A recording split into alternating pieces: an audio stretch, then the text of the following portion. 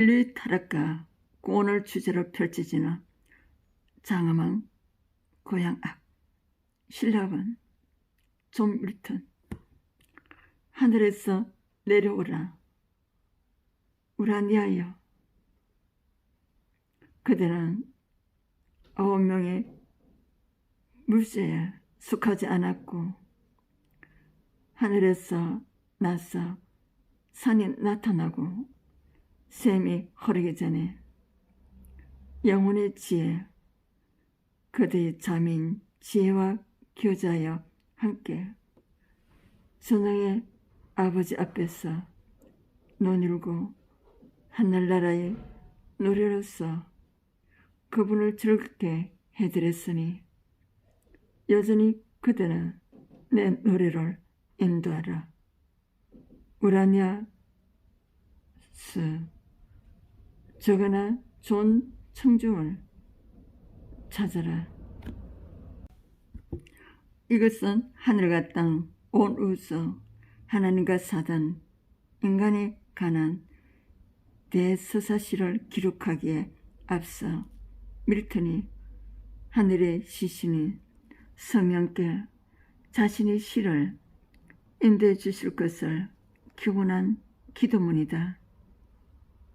신라원은 밀턴의 강구대로 한 문장 한 문장의 성령 인도로 쓰여진 장엄한 대서사시다. 그리하여 이 시는 다른 영웅시와는 달리 기독교 신앙 안에서 전하는 시 형태로 깊고 웅대한 진리를 담은 시가 되었다. 당시 비평가들은 이 서사시를 읽어가는 동안 독자는 이 시가 품고 있는 그 강대한 진리 앞에 그만 완전히 압도당하는 듯한 감동을 맛보게 된다고 찬사를 아끼지 않았다. 그 이유는 이 시가 밀턴이라는 시인의 손을 빌려 성령이 쓰신 시이기 때문이라. 성령은 이 시를 통하여 하나님의 영원한 섭리와 그 길이 옳음을 밝히 드러내 보여주셨다. 그들은 맨 처음부터 계셨고 힘센 날개 펼쳐 비둘기처럼 대심년을 품고 앉아 이를 잉태케 하셨으라. 내 속에 어둠을 빛내시고 낮은 것을 높이고 더 받으시라. 이 크나큰 시자가 뜨다는 높이까지 영혼의 섭리를 내가 증명하여 인류에 대한 하나님의 길이 옳음을 밝힐 수 있도록. 이 시는 낙원에서 행복하게 살던 인류의 조상 아담과 이브가 범죄함으로 그것을 쫓겨나는 데서부터 시작한다. 그들이 그 엄청 깊은 자리에서 쫓겨난 이유는 뱀으로 변한 사단의 유혹에 넘어져 창조주이신 하나님의 어지를 거슬렸기 때문이다. 사단은 처음 하나님의 천사 중 하나였으나 교만하여져서 하나님께 반역하다가 지옥에 불타는 심령 속으로 굴러 떨어졌었다. 그는 여기서 보아 천사들과 함께 한동안 정신을 잃었다가 다시 한번 하나님을 대적할 업무를 꾸민다. 그 업무는 하나님께서 새로 창조하신 세계와 그곳의 생물을 타락시키는 것이다. 그들은 우선 이러한 세계가 정말로 창조되었는가를 탐색하자는 대로 의견을 모으고 그들의 수령인 사단이 그 임무를 맡기로 한다. 부하천사들은 사단에게 갈채를 보낸다. 여정이 오른 사단은 지옥문을 지키고 있는 요염한 죄의 흉물을 쓰는 죽음이라는 문지기를 설득하여 문을 열게 하고 지옥과 하늘 사이에 대십년인 혼돈을 가로질러 신세계가 있는 곳까지 날아간다.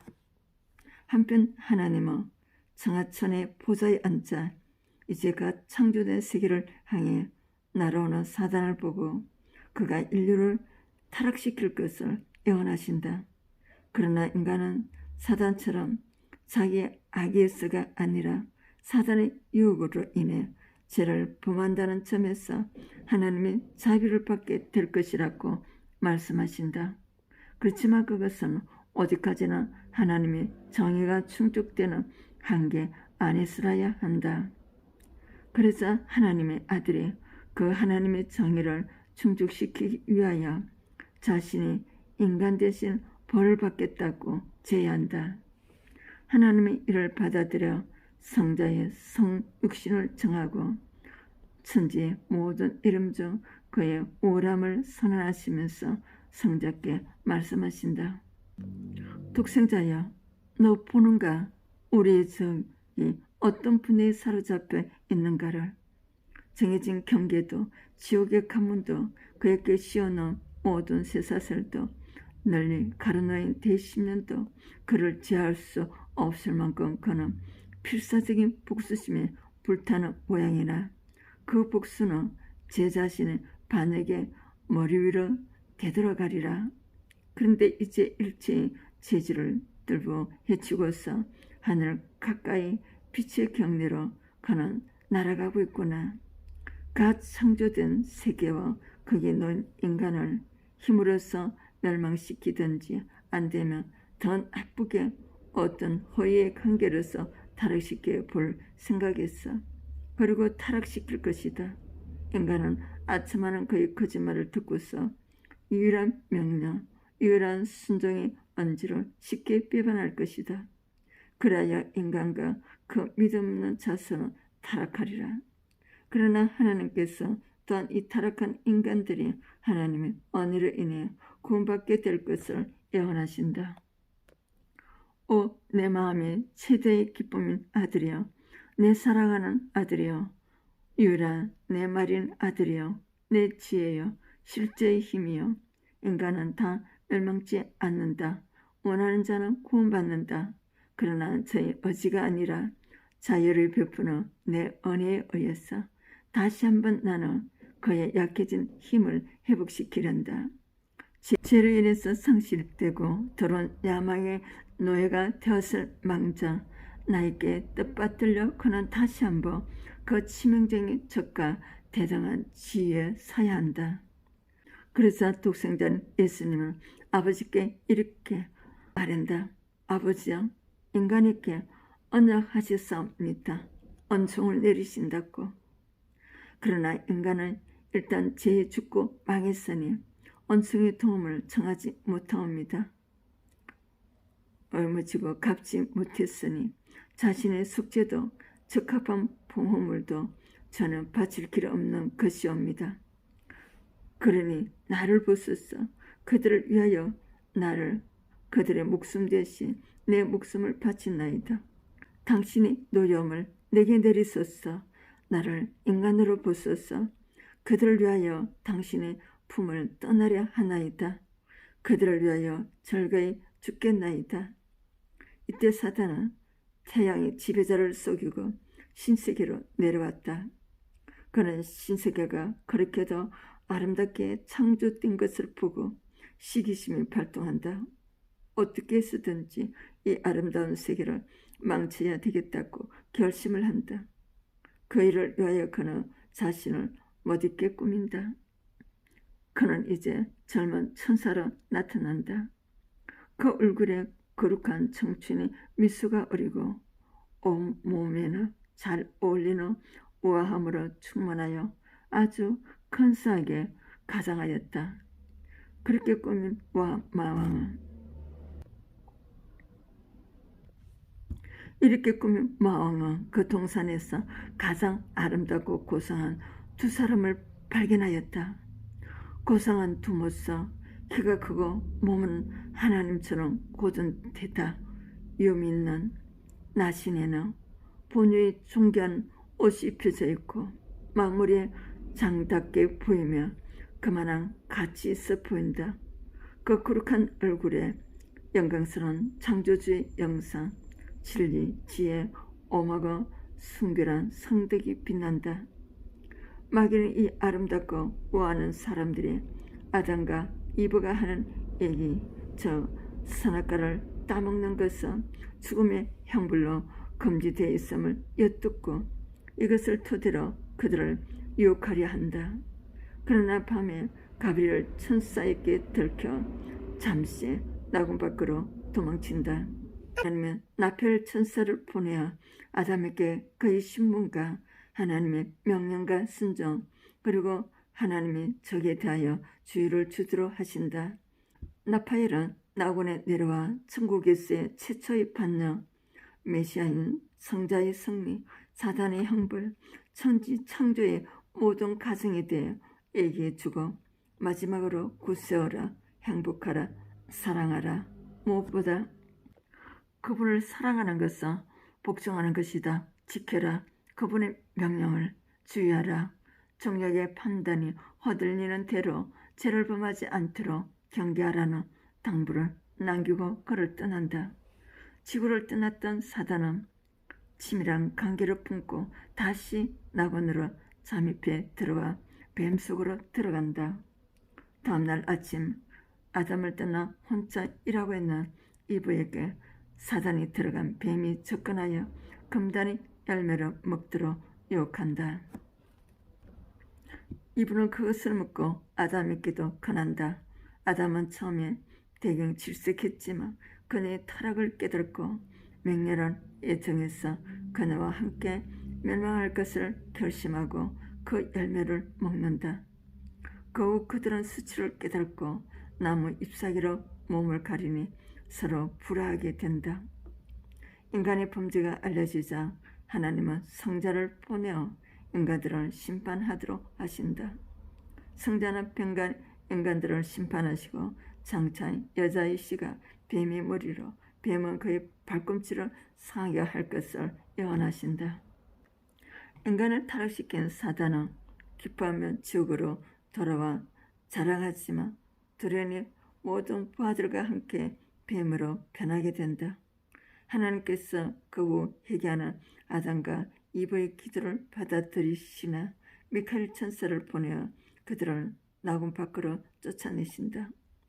천사는 그들에게 앞으로 인류 세계에 일어날 일들, 특히 아브라함의 후손이 될 여자이시의 성육신, 죽음, 부활, 성천, 재림에 대한 환상을 보여준다. 아담은 큰 희망을 품고 이브와 함께 낙원 밖으로 나온다. 두 사람은 고개를 돌리고 낙원의 동쪽을 바라본다. 조금 전까지만 해도 저희들의 행복의 자리에 그 위에 하염의 칼 휘둘리고 문에는 무서운 얼굴과 불의 무기가 가득하다. 그들은 눈물이 저절로 나왔으나 즉시 닦는다. 그들에게 한 주의 땅을 택하도록 세계는 온통 그들 앞에 있다. 섭리는 그들의 안내자 두 사람은 손에 손잡고 방랑의 발걸음을 무겁게 에덴을 통과하여 그 쓸쓸한 길을 간다. 신라고는 인류의 타락, 불순종을 중심으로 하나님과 인간과의 기본적인 관계, 타락한 인간의 구원을 성경에 입각하여 기독교 시인이 예리한 감수성으로 통찰한 시다. 인간이 태초에 하나님을 거역하고 금단의 나무 열매를 맛보아 그 치명적인 맛 때문에 죽음과 온갖 재앙이 세상에 들어와 에덴을 이뤘더니 한층 위대하신 한 분이 우리를 구원하여 낙원을 회복하게 태어나니 노래하라. 이것을 천사의 무서여. 여기에 등장하는 주인공은 어느 개인이나 영웅이 아니라 인류 그 자체와 성부, 성자이고 사단이고 그 무대도 지구의 어느 한 부분이 아니라 전 우주와 그 우주를 뛰어넘어 있는 천국과 지옥이다. 존 밀턴이 신라원을 쓰게 된 것은 거의 말년했지만 그는 아직 젊었을 때 이 시를 마음속에 잉태시키고 있었다. 그리고 수십 년이 이 장엄한 시의 태아가 성숙해지기를 기다렸다. 1608년 부유한 청교도 가정에서 태어났던 그는 젊은 시절 아버지의 희망에 따라 영국 국교의 성직자가 되기 위해 케임브리지 대학에 크라이스트 칼리지에 입학하여 그 성스러운 사명의 헌신을 다짐했었다. 그러나 대학 시절 당시 4분 오열로 분열되었던 영국의 타락한 교회를 보고 선지자의 길을 포기하고 시로서 하나님을 찬양하겠다고 결심하고 시인으로서의 재능을 닦기 시작했다. 그가 선지자의 길을 버리고 시인의 길로 나아간 것은 하나님의 종으로서의 사명감을 저버렸기 때문이 아니라 오히려 더 그 사명감에 충실하고자 했기 때문이다. 비록 그는 교회 안에서 선지자로서 하나님을 섬기지는 않았으나 시인으로서 하나님을 높이고 섬기는 일에 일생을 헌신하였다. 그는 시인의 사명을 하나님의 전능하신 힘과 보좌를 찬양하고 하나님의 일과 교회에서 하나님의 높은 섭리로서 이루어지는 일들을 찬양하기 위하여 그 힘이 설교단과 함께 있어야 하는 것이라고 믿었다. 그는 바로 이러한 사명감을 위해 시를 썼다. 그의 말년의 걸작들 신라어, 복라어, 투사, 삼선 등은 모두가 이러한 그의 사명감에서 나온 작품들이다. 밀턴은 대학을 졸업하고 아버지의 별장에서 사색과 독서에 몰두하는 한편 매일 새벽 5시경에 일어나 히브리어로 된 구약과 헬라어 신약을 읽으며 더욱더 순수한 청교독적 삶을 지향하게 되었다. 이미 실명된 후에 지파란 헬라어의 내용 중에서 성경 구절들이 마치 머리 위에 깔린 무수한 사금파리처럼 눈부시게 반짝이는 것은 그가 이처럼 매일 성경을 정독해 읽고 묵상했던 습관의 열매이다. 더욱이 그는 하나님의 은혜로 말미암아 그리스도의 십자가 대속의 믿음으로 구원을 얻는다고 하는 공간에 대해서도 철저히 복음적이다. 인간을 죽음에서 속하는 속량의 집을, 인간을 대신하는 그의 죽음, 생을 항수하는 자, 아무도 그것을 무시 못하고 그 은혜 받는다. 이 하나님의 행위는 그대의 단지를 영원히 생을 잃고 죄에 죽어야 하는 죽음을 취소한다. 하나님의 은혜로 믿음으로 구원을 얻는다는 이 주제는 햇색의 북복을 입은 언자와 타팔성들이 묵주, 면제부, 특명간, 포고서 등 잡동사니를 지니고 성지순례를 해야만 천국에 간다고 믿던 미신적인 당시의 가톨릭 교회와 일체의 성스러운 하늘의 비밀을 저희 자신의 소득과 더러운 야심의 이익으로 바꾸는 부패한 영국 교회에 대한 날카로운 도전이며 밀턴이 확고하게 믿었던 성경적 구원관이었다. 그는 율법으로는 결코 죄를 없앨 수 없고 오직 하나님의 빛의 강체이신 예수 그리스도로 인류에게 내어주신 하나님의 언성을 믿음으로서만이 구원받을 수 있음을 거듭 강조했다. 율법은 의식으로서 양심을 달래지 못하고 또한 사람은 그 도덕적 부분을 완수할 수 없고 완수하지 못하면 살지 못한다. 다만 예수라 부르는 여호사만이 그의 이름과 임무를 맡으리라. 또 그런 부부에 대해서도 아담과 이브가 나누는 침실의 사랑을 통하여 그때까지 기독교 사회를 지배하고 있던 관념을 깨고 감년이 이렇게 외친다. 생각한데 아담도 그 아름다운 아내를 마다않고 이브도 부부의 신변 관리를 거들지 않으리라. 하나님의 순교를 하다고 선언하시고 어떤 자에게 명하시고 모두에게 자유로 하신 것을 불순하다고 비방하는 윗선들, 순결과 무구에 대하여 엄격한 말을 할 테면 하라. 우리 창조주는 번식을 명하신다. 하나님과 인간이 적이 가진 파괴의 목적이 아니라면 누가 금욕을 명하겠는가? 축하한다 부부예요. 신비한 법칙이요. 인간 번역의 참된 근원이요. 이것은 독신의 결혼보다 신성하며 아담과 이브가 타락 이전에는 부배를 나누지 않았다고 주장하다 중세 기독교 교회를 철석같이 믿고 있던 당시 사람들에게 또 다른 축복의 메시지를 들렸으리라. 밀턴의 지옥은 유황불이 타는 비참한 물질적인 현장인 동시에 끝없는 후회와 상실감과 죄책감으로 고민하는 심리적인 현장이기도 하다. 불길이나 하다. 그러나 이 하야면에 빛이 있고 다만 비참한 강경도 슬픔이 지어 우수의 그림자, 평화와 안식은 없고 사람이면 모두가 갖는 희망마저 없고 다만 끝없는 가책과 한없이 꺼지지 않고 불타는 유황에 붙은 불의 홍수가 끝없이 휘몰아치는 것. 이와 같은 밀턴의 무한한 상상의 셈은 그 근거가 모두 성경이었다.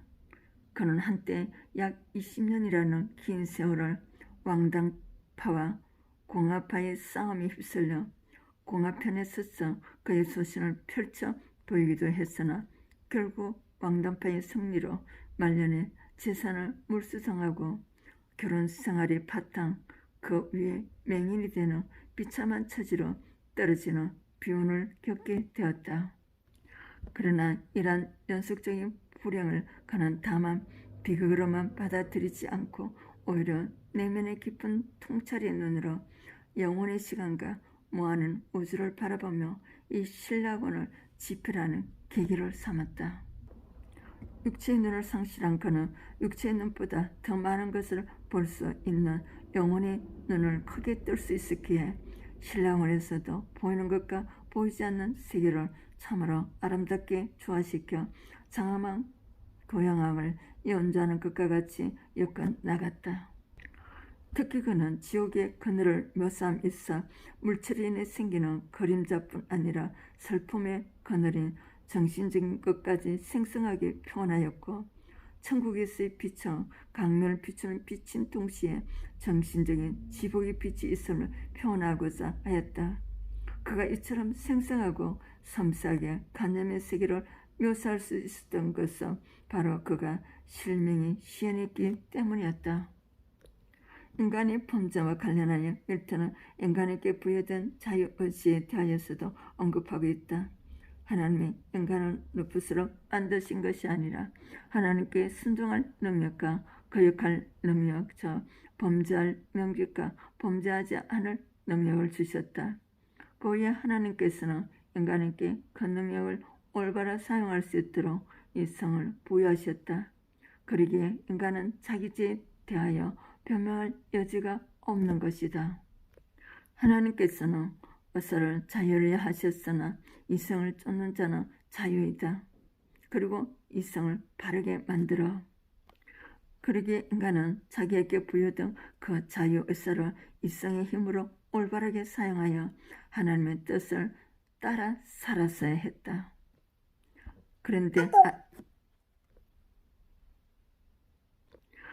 그런데 아담은 그 자유의지로 하나님의 뜻을 거역하고 죄의 종이 되어 버리고 말았다.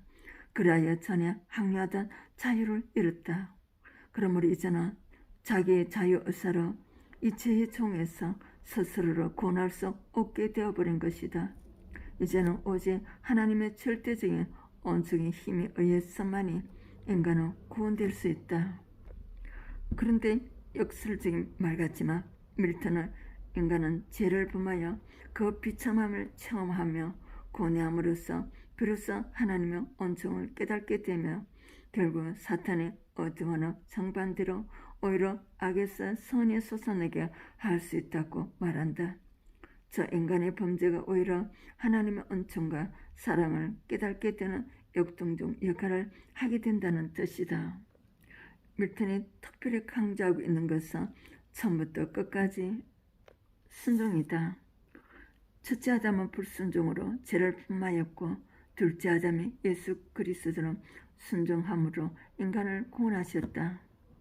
그대의 구주로 오시는 분은 그대가 이행치 못한 것, 저 죽음의 벌로서 가해진 하나님의 율법에 순종함으로써 그는 탐한 순종과 사랑으로서만 하나님의 율법을 만족시키리라. 예수님의 그 순종은 이제 신앙으로 전환하여 모든 기독교인들의 것이 되어야 한다.